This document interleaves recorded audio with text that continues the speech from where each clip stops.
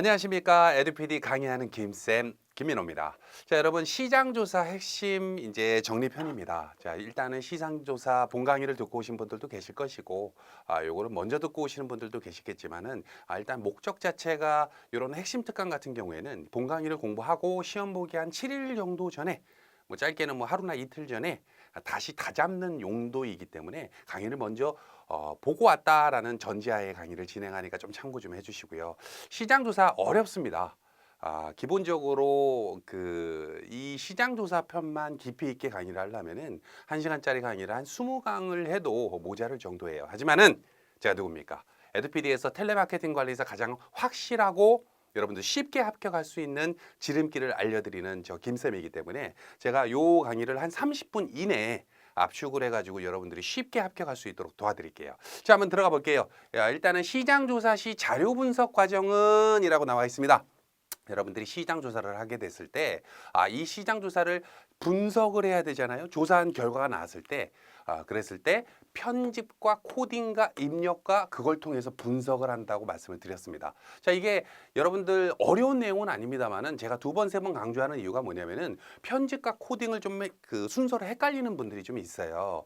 아까도 말씀드렸다시피 자료를 데이터를 수집을 해가지고 불필요한 데이터 혹은 정확한 통계를 내기 위한 데이터가 아닌 거는 과감하게 잘라내는 행위, 편집이죠.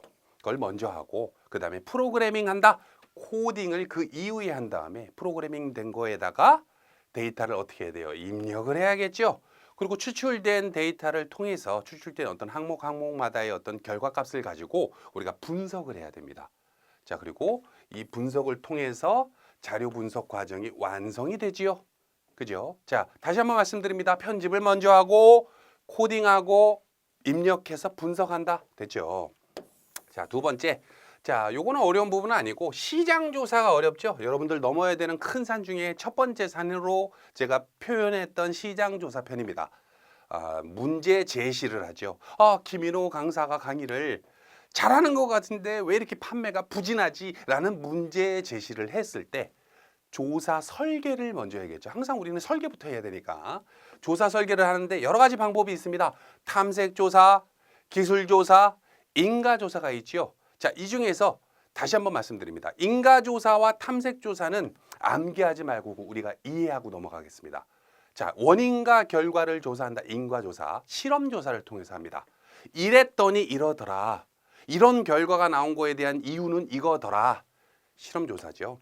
이거는 외울 필요 굳이 없는 거고, 탐색조사 같은 경우에는 어떤 전문가의 지식이나 경험 혹은 문헌이라든지 사례를 탐색한다 그래서 탐색조사고, 다른 말로 사례를 본다 그래서 사례조사라고도 부르기도 해요. 근데 여러분들은 그냥 사례까지는 알 필요 없고 탐색조사만 아시면 되는데, 기존에 나와 있는 문헌이나 신문, 뭐 간행물 이런 걸 이제 탐색한다라고 보시면 되겠죠.